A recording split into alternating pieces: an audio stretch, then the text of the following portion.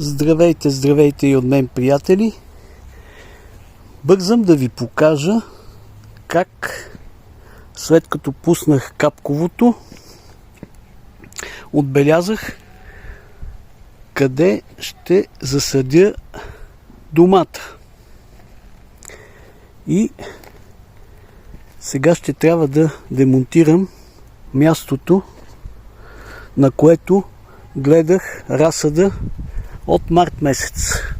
Съм го изнесъл навън, но тук при нас температурите са малко по-различни, отколкото при вас. Имахме само 3 дни минус през март месец. Да, той беше достатъчен да направи поразия. И така, продължавам аз работа и само ви показвам. Пускате капковото, то отбелязва и вие след това ще засаждате точно на местата, на които е капковия маркуч, който сте положили. Препоръчвам ви го, защото много улеснява поливането и въобще работата в градината. Ако нямате достатъчно време да тичате слейките като мен, аз някога тичах много слейките. По този начин свалях килограми, вместо да тичам по алеите. Свалям килограми по този начин. А ето сами да се убедите, тези хубави виолетови стебла. Различни сортове домати изглеждат по различен начин. Това е ясно. Пишете в коментарите, знаете ли какво е това растение? Бих казал дори зеленчук. Подсказал. А утре, 1 май, ще засадя домата.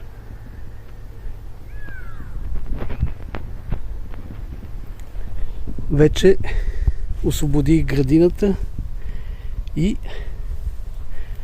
поставих капковия маркуч. И утре сутрин ще направим засаждането, първото засаждане за тази година на домат, собствено производство. Ето така изглежда.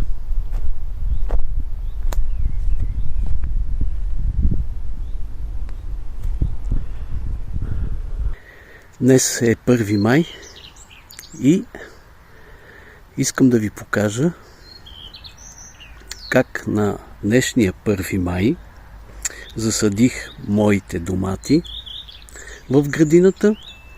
Сега съм пуснал капковото. Значи всички мои абонати, които искат да следят развитието на моите домати и моята градина, могат да започнат от днес да засаждат, ако не са го направили, и ще следим заедно развитието на сортовете домати, които съм посадил в моята градина. Виждате, те са много малки и ще видим как ще се приспособят в градината. Температурите, нощните температури вече са над 10 градуса. Ще покажа как засаждам поне 1 или 2 стръка, защото доматите са много малки. Имам видеа, които показвам как най-правилно се засажда, но тази година малко избързвам и искам да ги засада по-рано.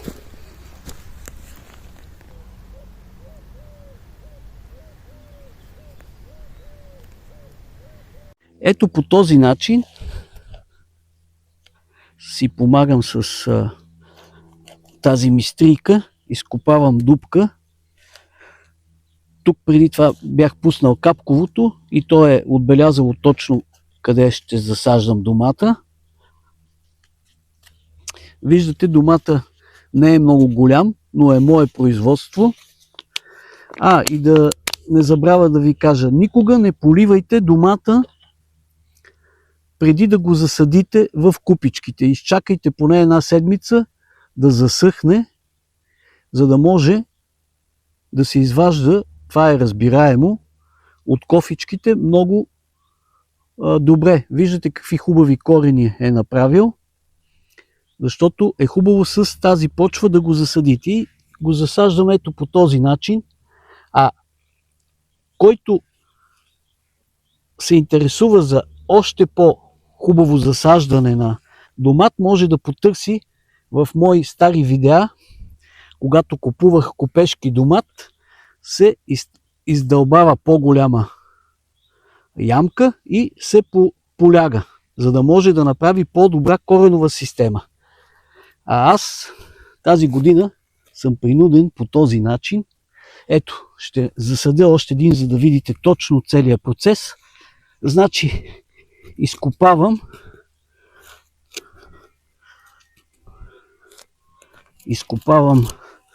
ето така.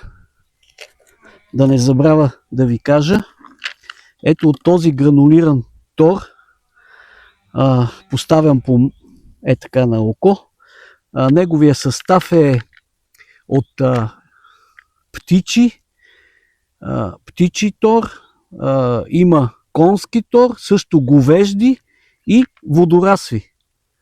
Разгражда се постепенно и обогатява доста добре почвата. Ето, вижте какъв хубав корен е направил. Ето така, натискате го, за да уплътни хубаво и след това капковото ще пусна. Виждате, много лесно. Тора се слага за по-хубав старт и по-голяма реколта. Ето така може също да сложиме.